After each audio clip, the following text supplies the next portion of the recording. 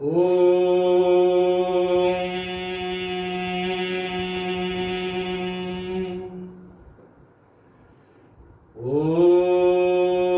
सहना भवतु सहनौ भुनक्तु सह वीर्यं करवावहै तेजस्विनावधीतमस्तु मा विद्विषावहै। ओम शांति शांति शांति। नमस्ते, आप सभी का हार्दिक स्वागत, अभिनंदन।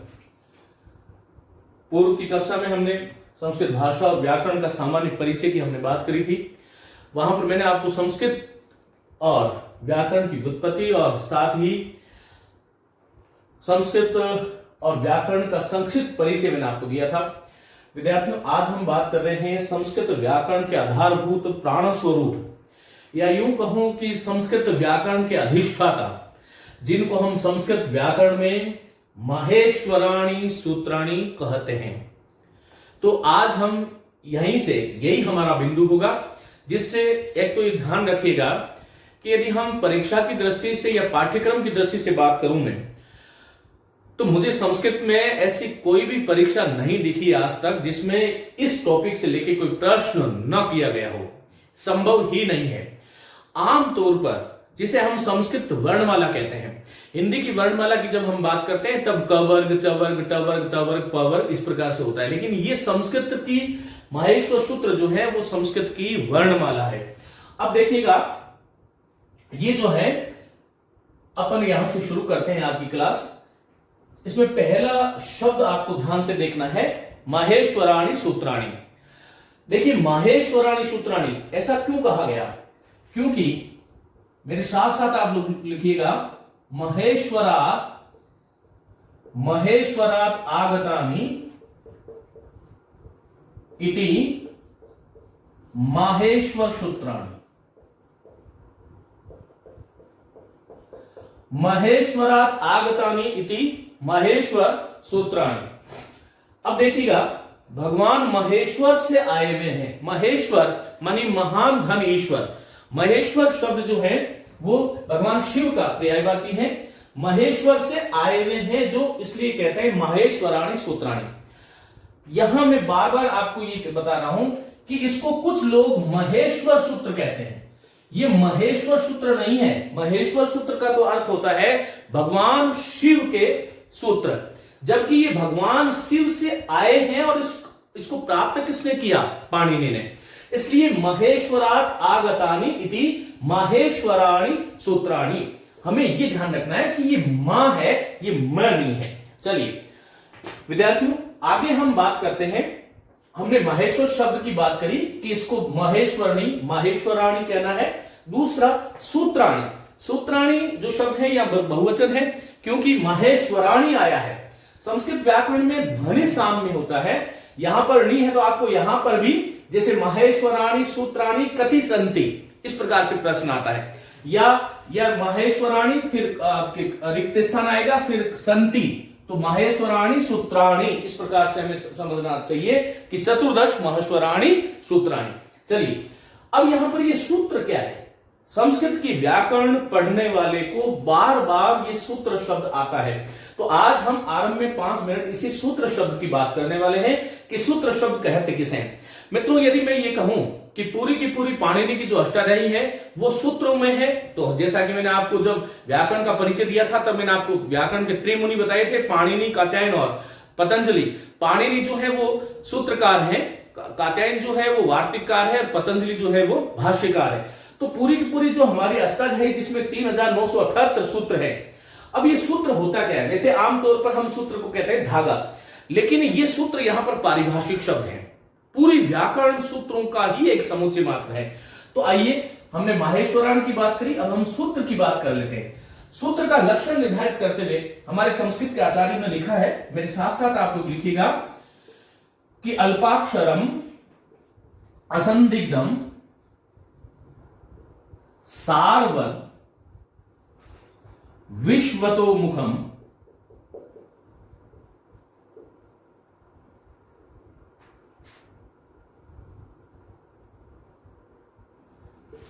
अस्तोभ अनवद्यम च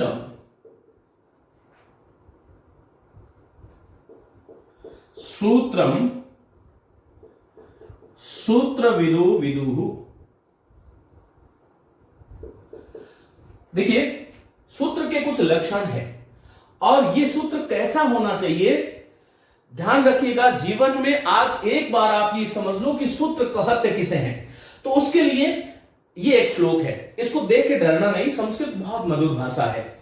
तो एक बार मेरे साथ आप लोग बोलेंगे, अल्पाक्षरम असंदिग्धम सारवत विश्वतोमुखम, अल्पाक्षरम असंदिग्धम सारवत विश्वतोमुखम, अस्तोभमन्वाद्यं च सूत्रम सूत्रविदो विदुः।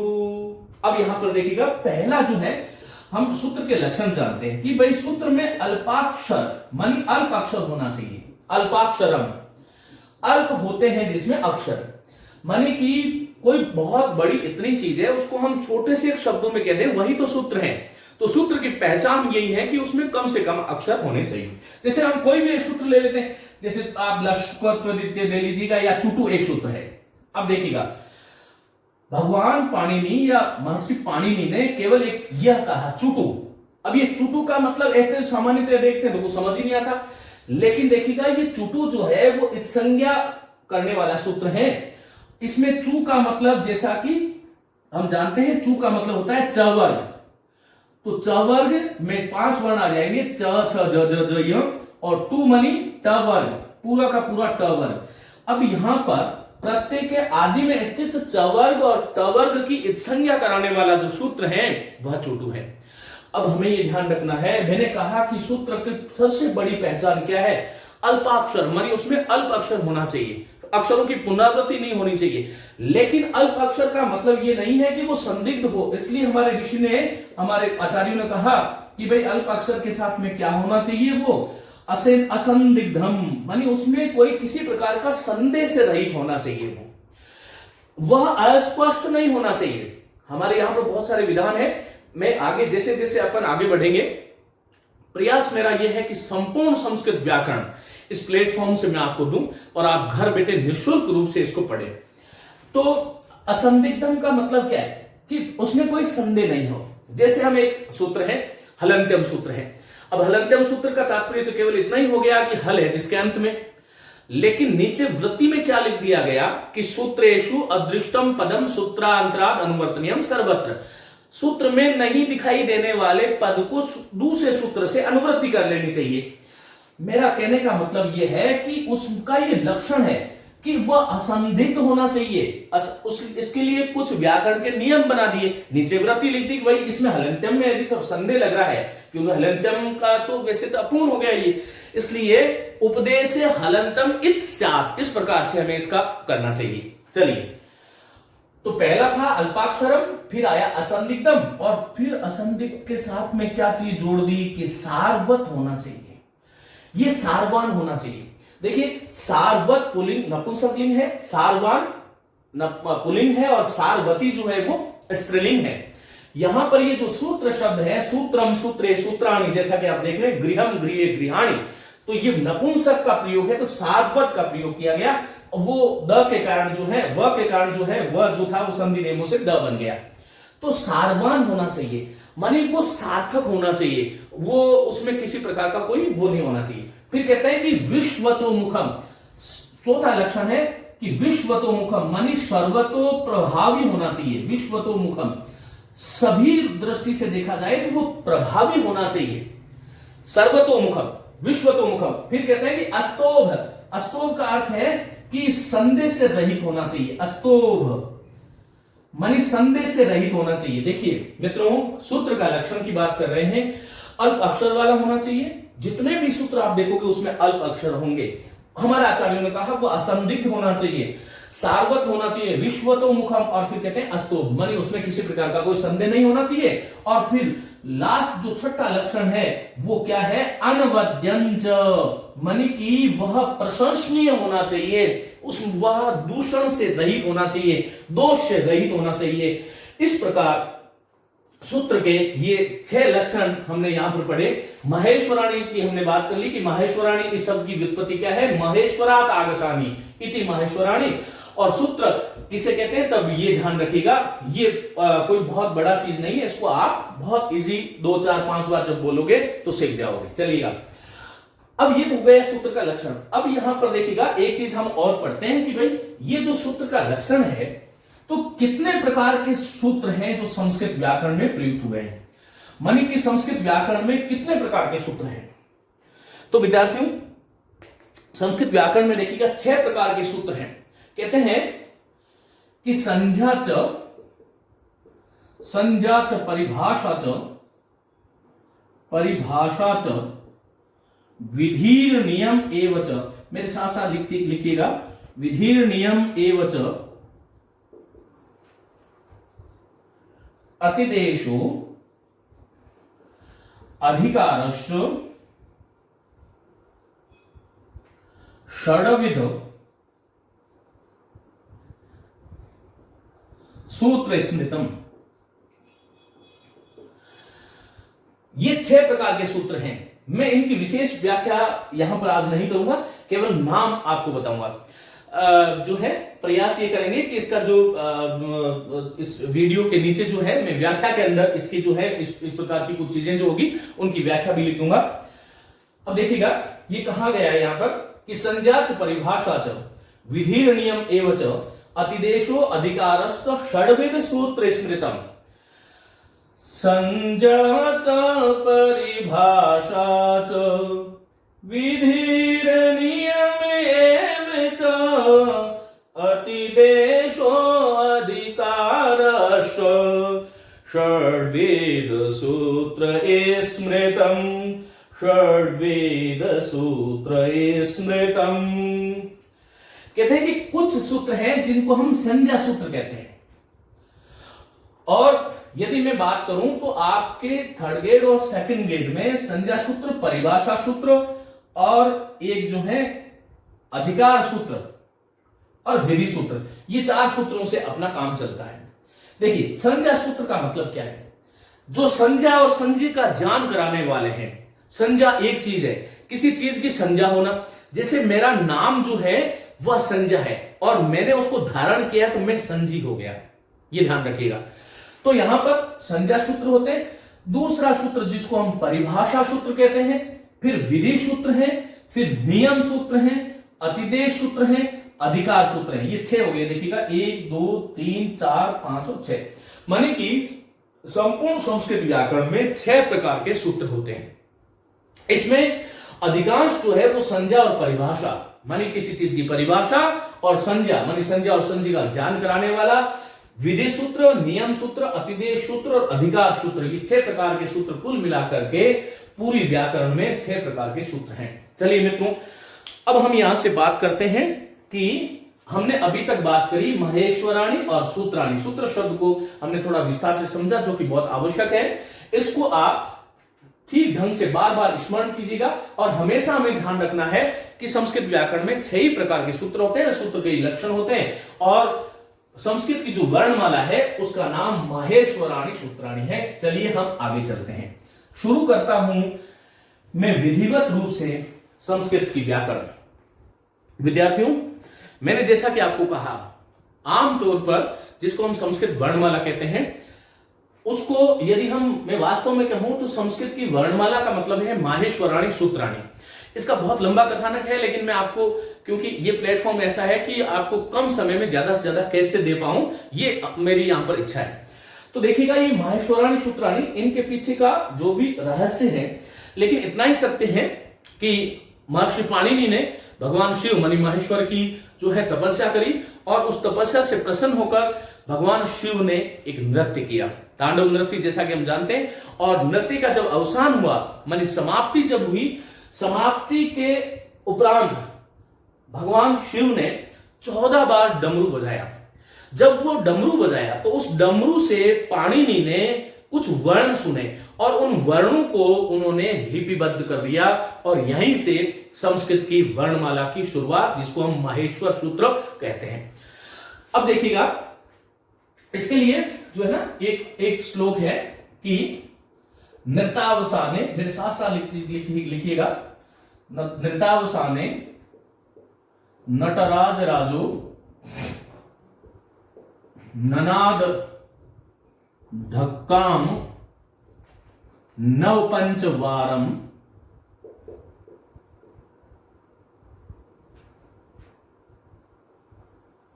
ऊधर्तु कामः सनकादि सिद्धान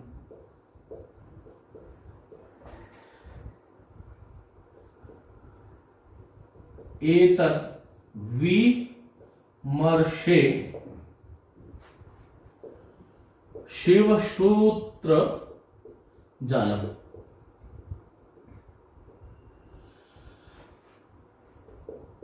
मानी कि कहते हैं कि नृत्य का नृत्यावसाने मानी नृत्य का अवसान होने पर नटराज राजो, नटराज किसकी उपाधि है? भगवान शिव की।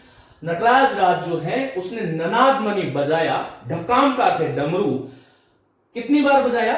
9 और पंचवारम, मानी 9 बार बजा करके और फिर 5 बार बजाया। 9 और 5 कितने हो गए? 14। ये 14 हो गए, इसीलिए इनको क्या बोलते हैं अपन? चतुर्दश महेश्वराणी सूत्राणी, चतुर्दश महेश्वराणी सूत्राणी। इनकी संख्या जो है वो 14 है, इसलिए 14 को संस्कृत में बोलते हैं चतुर्दश। हम देखिए, आप लोगों के ये भी ध्यान रखिएगा कि संस्कृत की संख्या जो है उसका हमें अभ्यास होना चाहिए। हम एक जो है एक पूरा का पूरा एक सत्र जो है उस संख्याओं को लेकर के हम बात करेंगे, लेकिन जैसे एकम, द्वे, त्रीणि, चत्वारि, पंच, षट, सप्त, अष्ट, नव, दश, एकादश, द्वादश, त्रयोदश, चतुर्दश, पंचदश, षोडश, सप्तदश, अष्टादश, नवदश या एकोनविंशति और विंशति, इस प्रकार से हमें याद रखना है कि 9 और 5, 9 पंच, एकम, द्वे, त्रीणि, चत्वारि, पंच, षट, सप्त, अष्ट, नव। तो 9 और 5 बार मानी 9 बार बजाया, 5 बार बजाया। इसमें भी रहस्य है, लेकिन मैंने कहा कि यहां पर हम जो है शास्त्र की गुत्थियां खोलने के लिए नहीं, जो परीक्षा की दृष्टि से जो उपयोगी हो सकता है उसकी हम बात करेंगे। तो कहा फिर उधर तो फिर बजाया क्यों? क्योंकि जब सामान्य मनुष्य का भी कोई काम जो है वो प्रयोजन के बिना नहीं होता, तो ईश्वर भगवान का काम तो बिना प्रयोजन के कैसे हो सकता है? तब कहा कि उधर तो काम हमारी कामना से, किसकी कामना से? उद्धार करने की कामना से। भगवान शिव ने जो ये डमरू बजाया था वो उद्धार करने की कामना थी, माने भाव क्या था? उद्धार करना है। किसका करना है? सनकादि सिद्धांत, सनक, सनत, सनंदन कुमार, जिसको हम सनातन संस्कृति बोलते हैं। सनक, सनत और सनंदन कुमार ये हमारे आदि ऋषि हैं, और यही कारण है कि हम सनातन धर्म को मानते हैं। तो वो सनक, सनत, सनंदन इत्यादि ऋषियों के उद्धार करने के लिए जो 9 और 5 बार बजाया था, किसको? डमरू को। किसने बजाया था? शिव ने। कब बजाया था? नृत्य की अवसान मानी समाप्ति पर। एतद विमर्शे, इसी डमरू बजाने से, विमर्शे शिव सूत्र जालम, ये शिव सूत्रों का जाल जो था वो बन गया। इसलिए इसका एक नाम क्या हो गया? बोलो, शिव सूत्र भी इनका नाम हो गया। ये ध्यान रखिएगा कि इसको क्या बोलेंगे हम? शिव सूत्र बोलते हैं। और क्या बोलते हैं अपन? माहेश्वर सूत्र बोलते हैं, क्योंकि भगवान माहेश्वर से आए हैं। इसमें संपूर्ण इस वर्णमाला में अक्षरों का प्रयोग हुआ है आदि से लेकर अंत तक, इसलिए इसको अक्षर समामनाय या अक्षर वेद के नाम से भी या वर्ण वेद के नाम से भी जानते हैं। और ये जो सूत्र आगे हम लिखेंगे 14 सूत्र, विद्यार्थियों ये 14 सूत्र जो है वो संस्कृत वर्णमाला के आधारभूत है, जिनसे क्या बनता है? प्रत्याहारों का निर्माण होता है। इसलिए इसका नाम क्या है? प्रत्याहार सूत्र है। पाणिनि सूत्र इनको कहते हैं। यूं कहूं तो संस्कृत का सर्वस्व जो कुछ है वो माहेश्वर सूत्र है। पूरी की पूरी संस्कृत व्याकरण जो है इन्हीं 14 सूत्रों पर आधारित है। यदि हम इसको विश्व का 10वां आश्चर्य कहें तो कोई अतिशयोक्ति नहीं होगी। तो देखिएगा, इनके बहुत सारे नाम हो सकते हैं, ये ध्यान रखिएगा। अब इसको देखिएगा, मैं बोल के आप लोगों को बता देता हूं। नृतावसाने नटराज राजो ननाद ढकाम नव पंचवारम। मैंने कहा संस्कृत बहुत मधुर और बहुत सरल भाषा है, हम बड़े बड़े शब्दों को देख के डरना नहीं है। मैं आपको इतना वादा करता हूं, मेरी तरफ से 1% की भी मैं आपको जो है कमी नहीं रखूंगा। सवाल यह है कि आप कितना सीखना चाहते हो। मेरे समर्पण में आपको कभी कोई कमी नहीं देखी। आपका समर्पण यदि हुआ तो मैं आपको निश्चित रूप से कहता हूं कि संस्कृत जो है क्योंकि ना ही सर्वे सर्वम जानाति, मैं भी कोई बहुत बड़ा विद्वान नहीं हूं, लेकिन स्वाध्याय और अध्याय अध्ययन से जो कुछ भी मेरे पास है वो मैं आपको देने की कोशिश करता हूं। तो मेरे साथ बोलिएगा, नृतावसाने नटराज राजो ननाद ढकाम नव पंचवारम उधर तु कामः सनकादि सिद्धान एतद् विमर्शे शिव सूत्र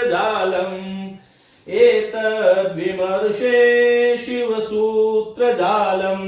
चलिए मित्रों, शिव सूत्रों की संख्या पूछे तो 14, इनको क्या क्या बोलते हैं? तो प्रत्याहार सूत्र बोलते हैं, क्योंकि प्रत्याहारों का निर्माण होता है। संपूर्ण वर्णों का इसमें कथन है। 42 वर्ण, वैसे पूरी संस्कृत में त्रिषष्टि चतुष्षष्टि व वर्णा शंभु मते मताः 63 या 64 वर्णों को मानते हैं, लेकिन यहां पर जो संस्कृत वर्णमाला जिसको हम महेश्वर सूत्र कह रहे हैं, शिव सूत्र, प्रत्याहार सूत्र कह रहे हैं, उसमें 42 वर्णों का प्रयोग है। अक्षर समानता एक अर्थ वेद भी होता है, एक क्रम से आए हुए हैं इसमें, वो क्रम हम बात करने वाले हैं। इन्हीं का नाम महेश्वर सूत्र है, यही शिव सूत्र है। चलिए मैं यहां पर लिख रहा हूं, आप मेरे साथ लिखें। और देखिए, यदि आपको संस्कृत सीखनी है और मेरे वचनों पे आपको विश्वास है तो प्रातः काल उठ करके कुछ समय के लिए, जब तक आप संस्कृत का स्वाध्याय करते हैं, सबसे पहले आप जब भी जो भी करते हैं धरती माता को प्रणाम करें, अपने हाथों का दर्शन कराग्रे वसते लक्ष्मी कर मध्य सरस्वती कर मूले तो गोविंद प्रभाते कर दर्शनम। और उसके बाद में ये जो शिव सूत्र है उनकी मैं आपको लय बताऊंगा। इन शिव सूत्रों को बार बार यदि आप प्रतिदिन सुबह आपका प्रातः जो है इन्हीं सूत्रों से होगा, तो मैं आपको इस चीज का विश्वास दिलाता हूं कि मां सरस्वती की, भगवान शिव की, पाणिनि की, तीनों की कृपा आप पर होगी और संस्कृत आप लोग सीख जाएंगे। लेकिन ये विश्वास जो है, वो दृढ़ विश्वास जो है हमारे मन में होना चाहिए, क्योंकि हम पत्थर को भी भगवान बना देते हैं। तो हमारे विचारों में यदि ऐसा संकल्प आप लोगों ने ले लिया कि मुझे ये चीज करना है, तो ये संसार की कोई भी चीज दुर्लभ नहीं है। चलिए यहां से हम शुरू करते हैं। सूत्र जो है, पहला सूत्र है अयुण, मेरे साथ साथ लिख लीजिएगा आप लोग। अयुण, फिर है रिलरिक, फिर है एओंग, फिर है अयौच। देखो यहां तक जो चौथा सूत्र है वह अ से लेकर के च तक जो प्रत्याहार की हम बात कर रहे थे, प्रत्याहार का मतलब होता है संक्षिप्त कथन। जब संस्कृत में स्वरों को कहना होता है तब हम अच बोल देते हैं तो पूरे स्वर आ जाते हैं। तो अयोन, रिलरिक, एवं, अयोच, यही स्वर है, 9 स्वर है। कई बार ये प्रश्न कैसे आते हैं परीक्षा में, इसके बारे में हम जो है मैं आपको लास्ट में प्रश्न दिया करूंगा, प्रत्येक टॉपिक जब हो जाएगा तो उससे आपको पता चलेगा कि ऐसे प्रश्न आएंगे। अयोच, फिर कहते हैं यहां से व्यंजन शुरू होता है 5वें सूत्र का ह से, ह य व र ट, फिर देखिएगा लण, फिर यम गणम, जभ य, गढ़धश, जब गढ़दश, ख फ छ ठ थ च ट त व, कपय, श श स र और हल। ये तो है सूत्र। सूत्र क्या होते हैं? अल्पाक्षरम, असंदिग्धम, सारवत, विश्वतोमुखम। ये सारे अल्प अक्षर आपको दिख रहे हैं, लेकिन ये गागर में सागर है। इस अ में आ छुपा हुआ है, इस ई में ई छुपा हुआ है, उ में ऊ छुपा हुआ है, री में री छुपा हुआ है, ली में प्लुक छुपा हुआ है, ए जो है उसमें प्लुक छुपा हुआ है। इस प्रकार से हमें ध्यान रखना। दूसरा, यहां इन सूत्रों के माध्यम से ये जो माहेश्वर सूत्र है, इन्हीं के माध्यम से पूरे के पूरे आगे जो संस्कृत व्याकरण के सूत्रों का निर्माण होता है, इन्हीं को जोड़ते हैं। जब हम सूत्रों की विभक्तियां सीख लेंगे प्रत्याहारों की, तो कोई किसी भी सूत्र को अर्थ करने में हमें कोई समस्या नहीं आएगी। नीचे देखिएगा, कोई भी सूत्र जो आते हैं ना, उसके नीचे वृत्ति होती है, जिसको हम संस्कृत में वृत्ति कहते हैं। तब कहते हैं इति माहेश्वराणि सूत्राणि अनादि संज्ञार्थानि। इति माहेश्वराणि सूत्राणि, इति माहेश्वराणि सूत्राणि, इसका मतलब क्या है कि ये जो है इस प्रकार ये माहेश्वर सूत्र हैं। इति इस प्रकार, माहेश्वराणि मानी यहां अ से लेकर के देखिएगा, एकम द्वे त्रीणि चत्वारि पंच षट सप्त अष्ट नव दश एकादश द्वादश त्रयोदश चतुर्दश, चतुर्दश हो गए, 14 सूत्र हो गए। अब देखो, इति माहेश्वराणि सूत्राणि, ये माहेश्वर सूत्र हैं, क्यों बनाए गए हैं? तब कहते हैं कि अनादि संज्ञार्थानि। अभी मैंने संज्ञाओं की बात करी थी, संज्ञा सूत्र की बात करी थी, अनादि संज्ञाओं को बनाने के लिए। ये क्या है, इसके बारे में थोड़ी देर बाद में बात करेंगे। एषाम अन्त्या इतः, इन वर्णों के अंत में जो, इन एषाम अन्त्या इतः, इन सूत्रों के जो अंत में जो प्रत्येक सूत्र के अंत में जो वर्ण दिखाई देते हैं, ये केवल अनुबंध है। म य श ल र य, ये सब अनुबंध है, इनका लोप हो जाता है। इत है, और इत संज्ञा का फल जो है वो संस्कृत में लोप होना है। एषाम अन्त्या इतः, नीचे और भी है, हकार आदिषु अकार उच्चारणार्थः, हकार आदिषु अकार, हकार आदिषु अकार उच्चारणार्थ, लण मध्य त्वित्संज्ञकम्, लण मध्य त्वित्संज्ञकः। तो ये इस सूत्र की वृत्ति है। संस्कृत में पहले देखो सूत्र लिखा जाता है, फिर उसकी वृत्ति लिखी जाती है, और वृत्ति के आगे जो है वो, उस वृत्ति का अर्थ जब हम करते हैं तब उस संपूर्ण सूत्र का अर्थ हमें प्राप्त होता है। तो देखिएगा, इति माहेश्वराणि सूत्राणि, ये माहेश्वर सूत्र हैं। कौन से?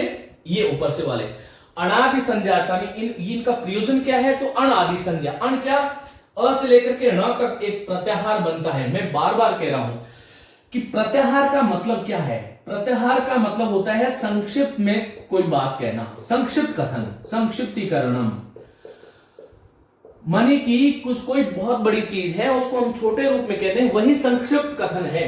तो अ से लेकर के यदि हमें इनको कहना है तो अण कह देंगे, और अ से लेकर क तक यदि सारे ह्रस्व स्वरों का प्रयोग करना है हमें, तो हम अक कह देंगे। ये एक अक क्या हो गया? प्रत्याहार। इसको कैसे बनाते हैं वो बाद में बात करेंगे, पहले इसका मैं प्रयोग बता देता हूं। तो क्यों इन प्रत्याहारों को क्यों बनाया गया? अनादि संज्ञाओं के लिए। एषाम अन्त्या इतः, एषाम मानी इनके, एषाम मानी इन सूत्रों के, अंत्या मानी अंत में रहने वाले 14 अक्षर, 14 हलंत वर्ण है। हलंत का मतलब ये जो आपको ण दिखाई दे रहा है, क दिखाई दे रहा है, ङ च ट ण म, ये सब हलंत है। हल है जिसके अंत में वह वर्ण मानी स्वर रहित वर्ण, ये इत्संज्ञक होते हैं। इनका काम प्रत्याहारों को बनाने में होता है, इसको हम अनुबंध कहते हैं। और हकार आदिषु अकार, अब देखो ह आदियों में जो ह, ये आपको ह दिखाई दे रहा है, वास्तव में तो ये जो ह ऐसे होना चाहिए और ह ऐसा होना चाहिए था, लेकिन इस स्वर रहित ह का उच्चारण नहीं हो सकता, इसलिए हकार आदि श्वकार उच्चारणार्थ। देखो हकार आदियों में ठहरा हुआ जो अकार है, यहां संधि हो गई है, हकार आदि शु फिर अकार, इसको जोड़ देंगे तो यहां संधि हो जाएगी। ये हकार आदि शु अकार किसके लिए है? उच्चारण के लिए है।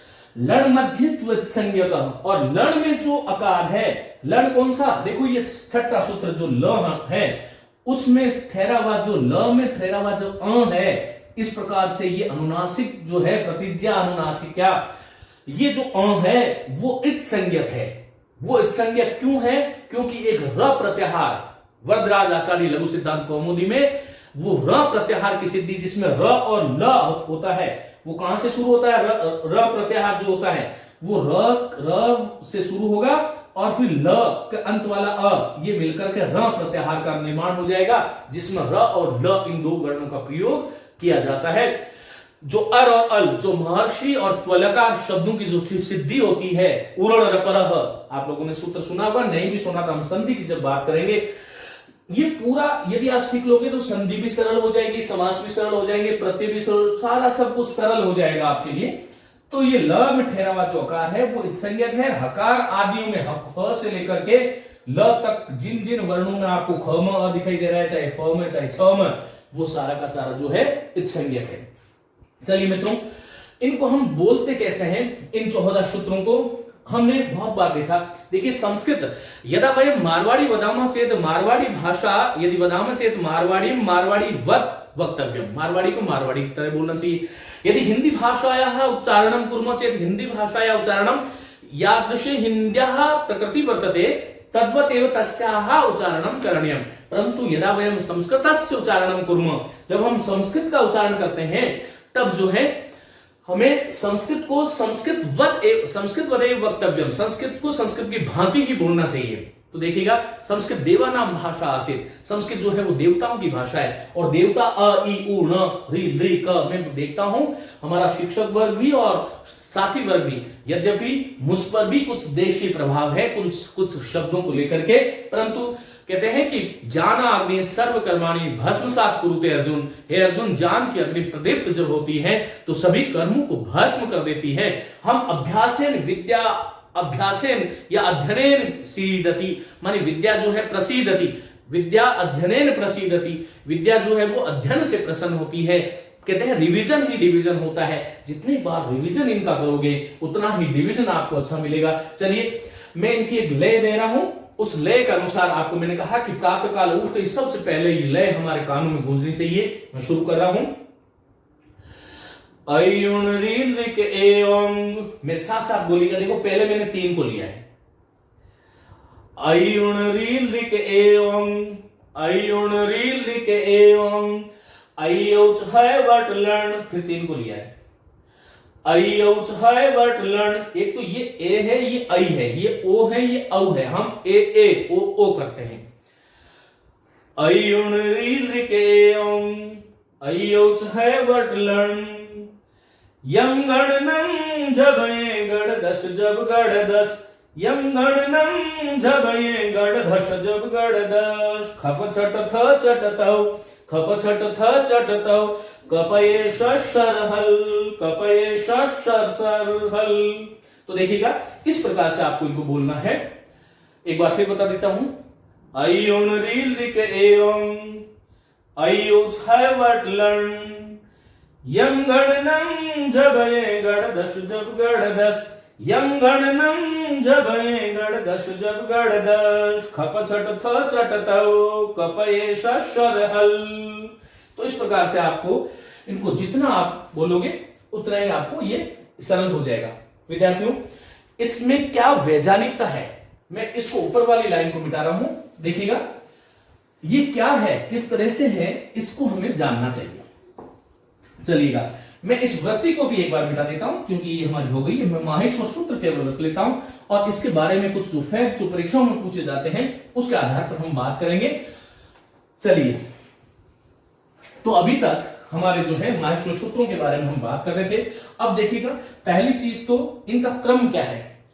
संस्कृत की जो वर्णमाला है उसमें देखिएगा ये जो है पहले आपको ध्यान रखना है कि सूत्र संख्या 1 से लेकर के 4 तक सारे के सारे स्वर है। फिर से एक बात ध्यान रखिएगा कि इन सूत्रों का प्रयोजन क्या है कि प्रत्याहार निर्माण करना।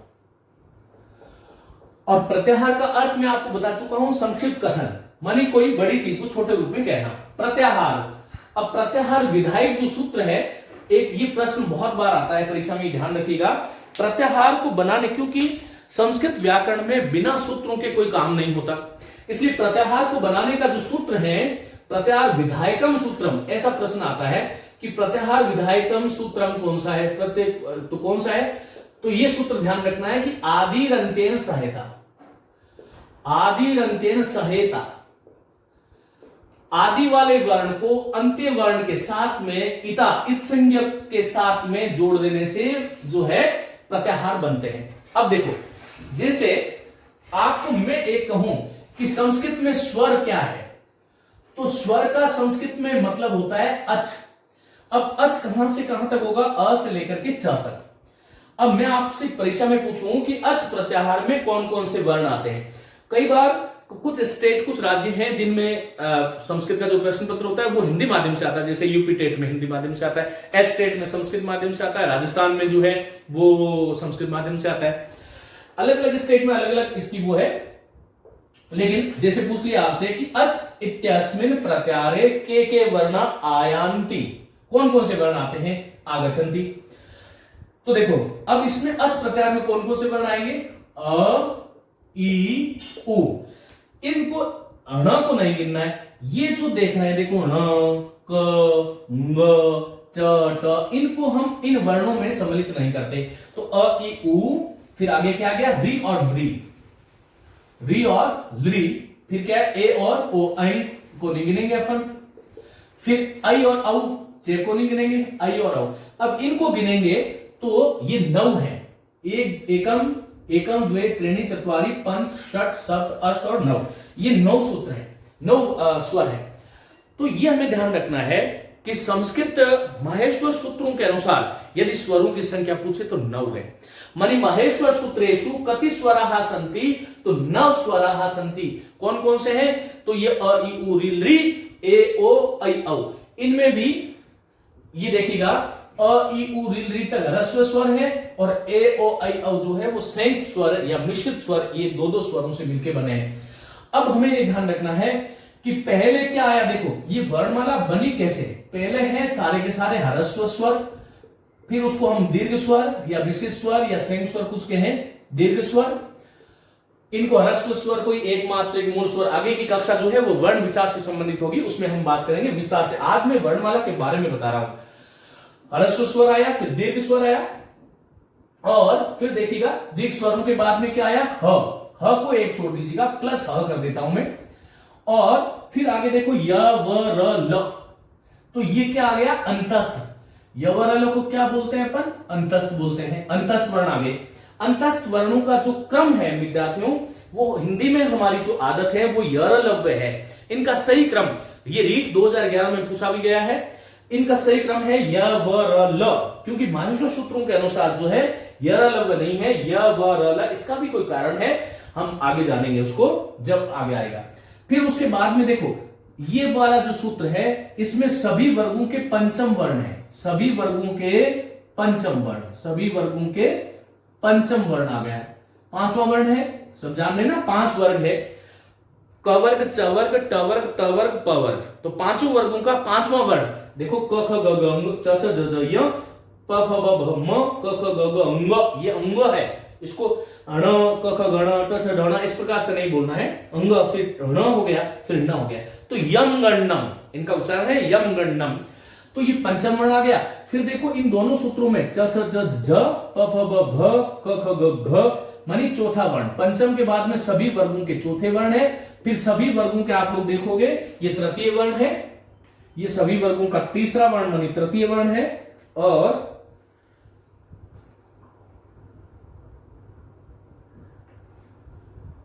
उसके बाद में सभी वर्गों के द्वितीय वर्ण है, ख, फ, छ, ठ, थ, ये आप देख रहे हो।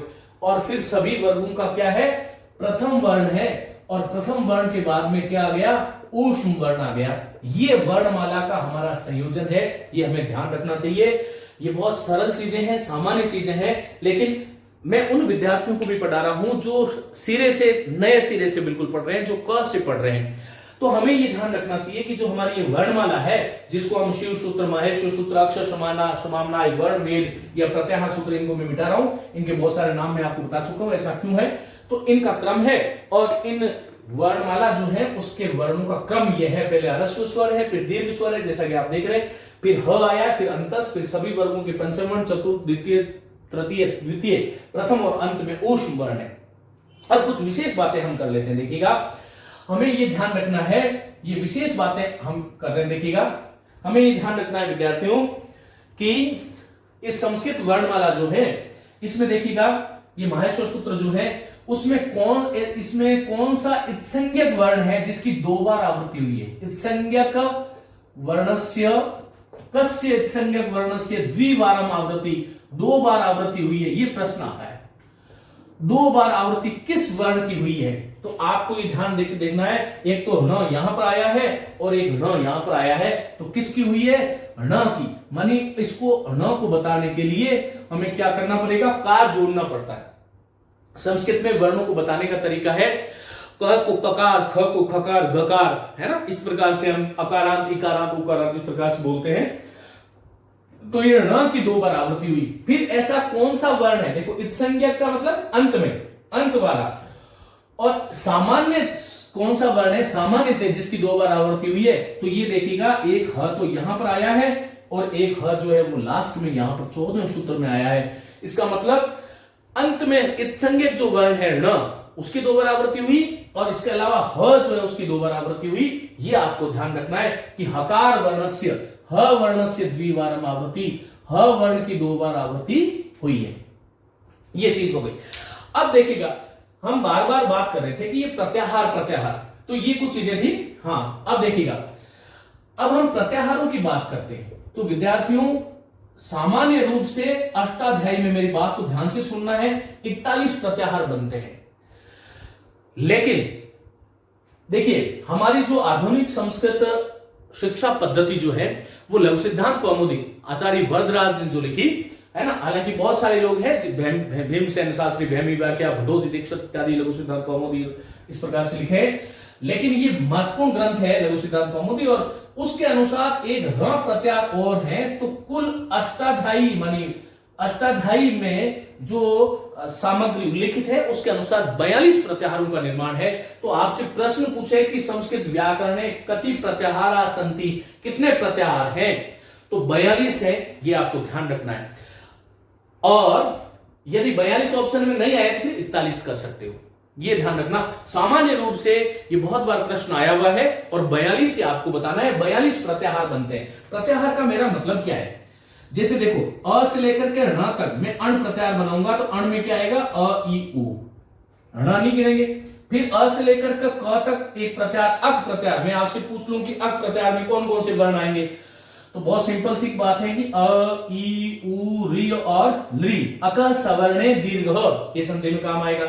फिर देखो अ से लेकर के च तक कौन सा प्रत्याहार आता है, पहला आदि और अंत च, आदि यहां पर, च यहां पर, बीच वाले जो हलंत है उसको गिनना नहीं है, तो सारे के सारे स्वर मैं आपको बता चुका हूं। पूरी वर्णमाला के लिए अ से लेकर के ल तक एक प्रत्याहार आता है जिसको बोलते हैं अल, और अल प्रत्याहार का मतलब क्या है, सारे के सारे तो स्वर और 33 मानी 9 स्वर और 33 व्यंजन। संस्कृत वर्णमाला को एक शब्द में यदि बोलना है तो आपको बोलना है अल, है ना, ये ध्यान रखिएगा, अचस्वरा। अब इसी प्रकार से देखिएगा आगे, जैसे ए से लेकर के अंग तक एक प्रत्याहार बनता है, या पहले ये इक देखिएगा, ई से लेकर के क तक, इको यणसी बहुत महत्वपूर्ण सूत्र है। इक प्रत्याहार में क्या है, क्या आएगा, ई उ री री, ये इक प्रत्याहार में आएगा। फिर आएगा एंग प्रत्याहार, तो एंग प्रत्याहार में कौन कौन से वर्ण आएंगे, लिखने की जरूरत नहीं है, ए और अंग, यहां से ए और ओ।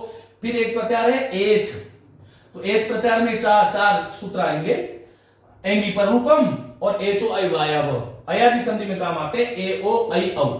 फिर उसके बाद में देखिएगा ह से लेकर के ल तक, अच्छा एक प्रत्याहार है जिसको हम बोलते हैं ऐच, जिसमें आई और औ मानी वृद्धिरादेच सूत्र है ना, वृद्धिरादेच, वृद्धि संज्ञा विधायक। फिर ह से लेकर के अंतिम ल तक, हल में सारे के सारे व्यंजन आते हैं, इसलिए हल को हम व्यंजन वर्ण कहते हैं, अच को हम स्वर वर्ण कहते हैं, ये ध्यान रखिएगा। तो ह से लेकर के ल तक ये हो गया।